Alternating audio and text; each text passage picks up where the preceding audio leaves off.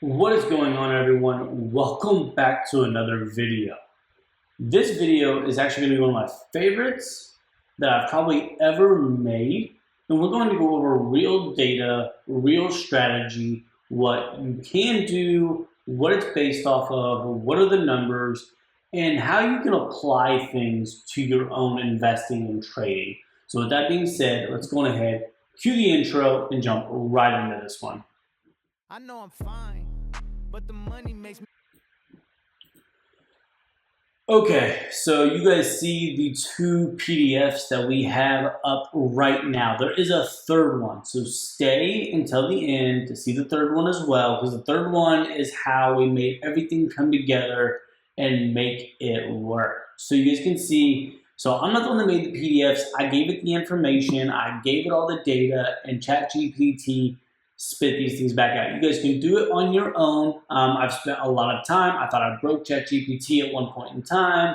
I've used basically a lot of AI in order to crunch numbers, give us information.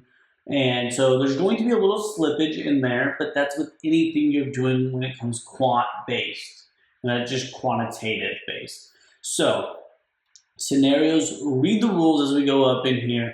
What we are doing here on these strategies, so these are all based off of selling premium, but I have a kicker on the end of the last one that really shows and how to protect yourself, your investments, and how to sleep easier at night, not knowing that you have so much risk on and what prohibits that. And that was the big thing for me, but I had to gather all this other information before I could share all this with you.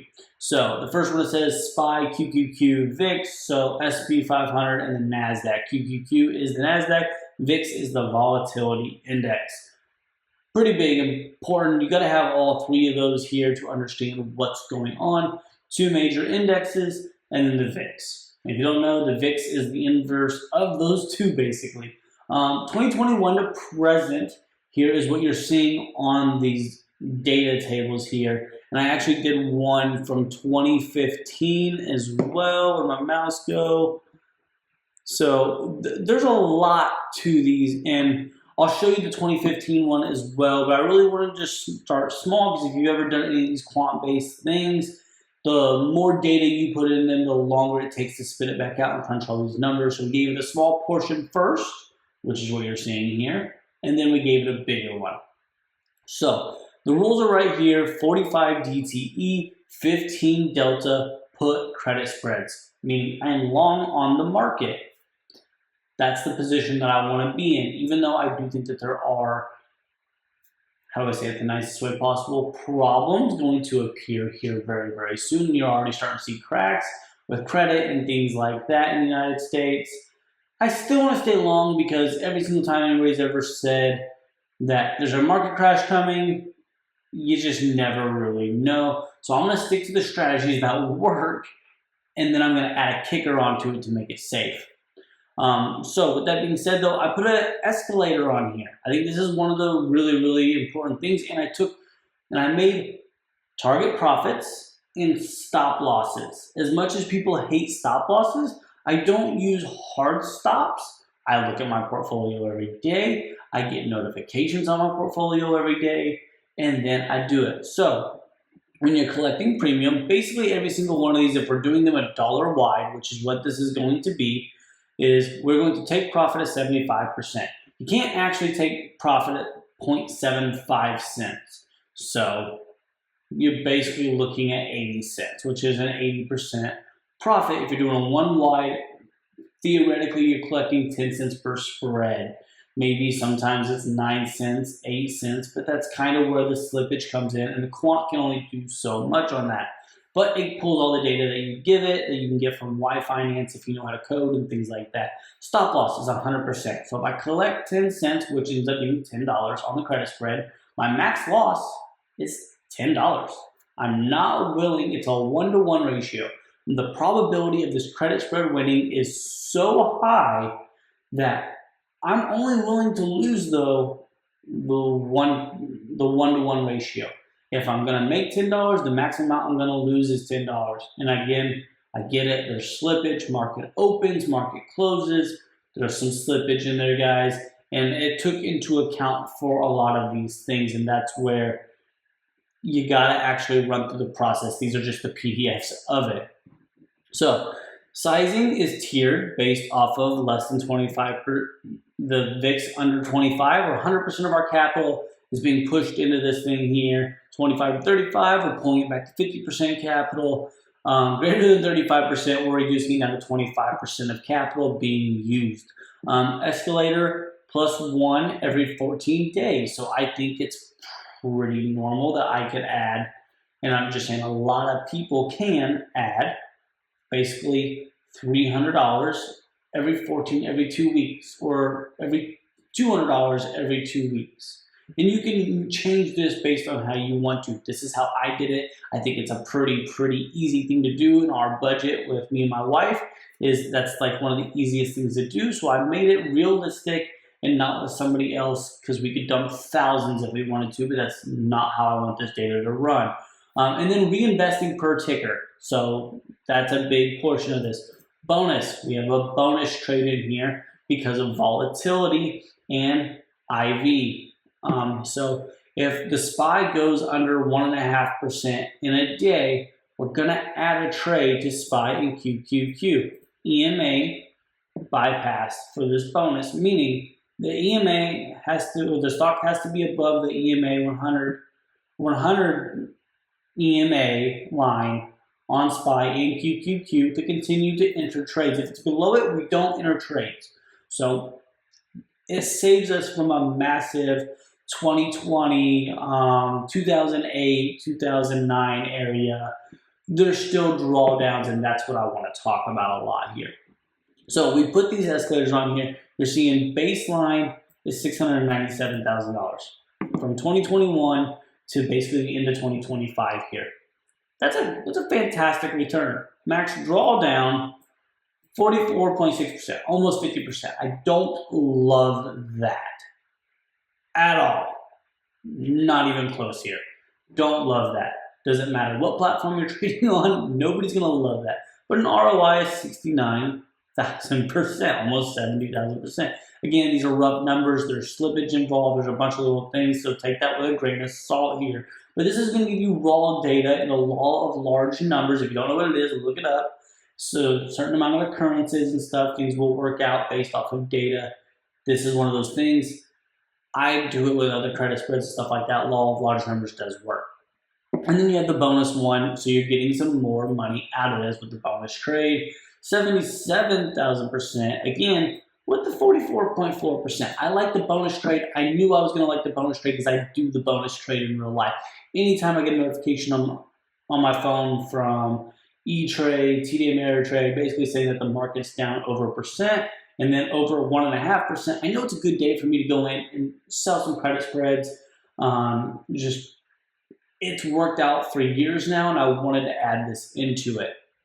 So equity drawdown here with tier with the VIX, obviously 40%, and this is the problem here, is who can withstand the 40%. That's going to be basic human emotion gets in the way of this, and if you're not using money that you have to have, it allows this strategy to work way better. Trust me, I know when I first started doing it, I got emotional. It didn't work out the way I wanted it to. The longer I went, the better.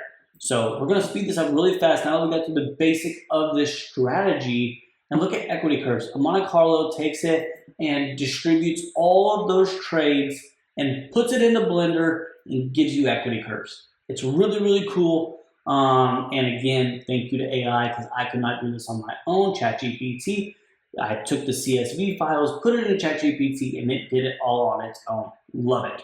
Love AI when it comes down to this. It screwed this graph up, but that's fine. You see a lot of it here. Global shuffle median, per ticker median. Again, you can get some certain things. You can mess with some drawdowns. It doesn't matter. It's based off of time. You guys can see that it consistently grows the accounts, the equities and the dollars. Like it consistently grows, and this is the one thing. Now, what's the last thing here? Because we're going to wrap this video up here. I want to keep it under about 12 minutes. So we're really going to show you the one thing that sets a lot of it apart that is missing in these two right here. And it is the third PDF that I have here. And again, you guys, this is not rocket science. You guys can do all this all on your own, but we're going to go ahead here. We're going to blow this up. Wow, that did not work out the way I wanted it to. Imagine that. So we'll just go over this really fast. Hide the sidebar, make it bigger, make it look better for you all. Full strategy report. All of the same stuff here, 30 to 45 DTA, but I'm only doing it on SPY, put credit spreads, 15 delta, $1 wide spread. Taking profit at 75%. Again, I know that number is a little theoretical there because you can't do half a penny in an option or half of $1 in an option, so they don't allow that. Max spread risk. Again, this is a super important part here. There's going to be some slippage there. I get it. So again, these numbers are theoretical, but they do work because I do this strategy all the time. I just wanted something in a hard copy that allowed this to show it so I can show other people and they understand it, hopefully just a little bit more. Again, reducing SPY or reducing spreads with the size of 50% based off of VIX and different things. The bonus trade's still there. This is the biggest and most important part by far to me. And this is something that I haven't talked about enough, I feel like, is hedges.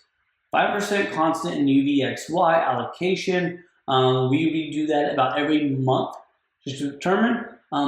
Full disclosure, how I do this in real life is when the UVXY does pop up, usually when it's popping up like that, I'm happy to cut some spreads, so taking some losses on those spreads, but I'm making it all back up on UVXY, and normally there's large chunks in UVXY because it'll go up 10, 20, 30%. I've had it double on me, and I make really, really good money, especially when the UVXY was at 10. It just did a reverse split, so that'll be a little bit different. But again, if the UVXY is at $10 or $12 and it goes up to, for instance, like a 30, you double your money, you cash out, you get it back, you're good.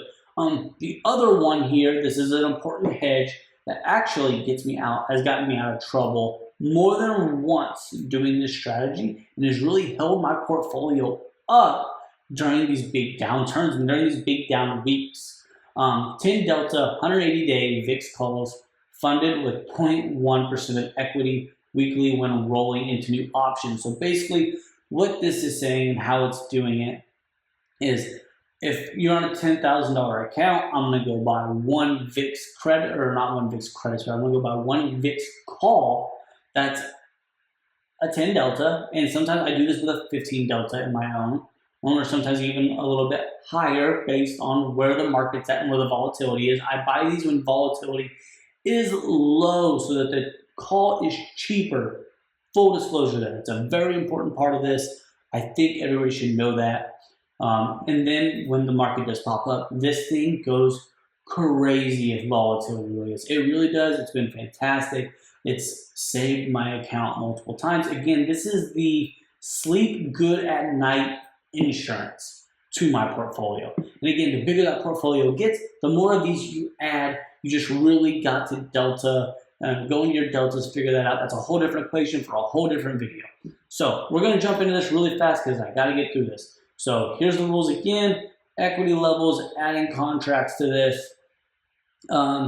So final equity, all this, CAGR, absolutely fantastic. If you don't know what that is, compound annual growth rate, max drawdown, you'll see with the hedge here, only 42%. So we're making it better. So you have all these, it cut it off here, and I really hate that, but this is what I love. And if you know what 1ED, 1E8, so it means you're adding these 8 zeros behind it. This is theoretical. This isn't 100% true. That's why I don't love this graph, but it really does show the equity curve. If you're hedging correctly, it really does. The biggest days I've ever had in my account is because I've had hedges on and the whole market has just went tanking, 2020 for example. And as sad as I say it is, these VIX calls just went crazy and I just made bukus of money. And again, when you're selling your other other portions of your portfolio, and you still have these VIX on and these UVXY trades, and the market is just tanking, it explodes the account. I've done this multiple times. This is 2015 to 2025, so we've been through a few of these. I'm not gonna lie, it has saved it so many times. Again, showing the drawdowns here, I think that's the most important part. No hedge, obviously you're gonna be over a 50% drawdown, 5% with UVXY. All of a sudden you're getting it lower into the 40s, 5% UVXY, and it's in Delta hedge. You have one where it does come down here to 40%. That does happen. It's an anomaly, but it does happen. But again, you're really pushing the limits here. Weekly P&L distribution here, tail hedging strategy. You can see this is your sweet spot. You don't have a lot of them down here in the negative 30% on the weekly return rate, but on these weekly returns, you are getting some of these, and you're getting a lot of these in here where they're 80%, and there's not a ton of them, but that's because that hedge really spikes, and that's super important, knowing how to hedge your portfolio, but not destroying all your incoming cash flow when selling options and all of that. Like, you got to put it all together to make it all work. There are a lot of math equations out there for this. There's a lot of hedge funds that do things like this. There's just a lot of quantitative problems in this that me personally, I can't run all the math myself.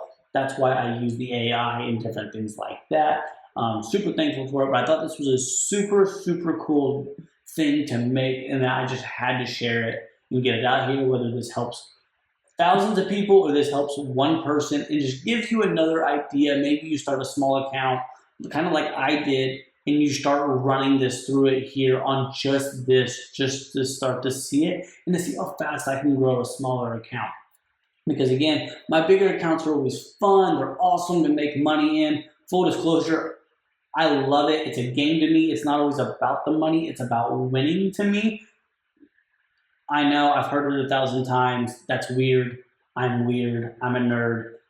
But I love it. And then finding data like this to be able to go and distribute. I've basically been doing the same exact thing, but with some little tweaks into it for almost 8 years now. I've been trading for over 10, but been doing something similar to this for about 8 years now. And it's just cool to put it on paper so that everybody can kind of see it, has it here. And the fact that I haven't blown up an account at all with running credit spreads or, just selling premium and things like that has been an absolute God blessing to me and something amazing. But again, I did have scares because nobody taught me hedge. And guess what? It only took me one scare in life to go figure out how to hedge this. And guess what? It was fantastic. Thankfully, the market recovered. I didn't get destroyed, but I learned so much in the process, and now I get to share it with somebody. So thank you guys all for watching, and I will see you guys in the next video.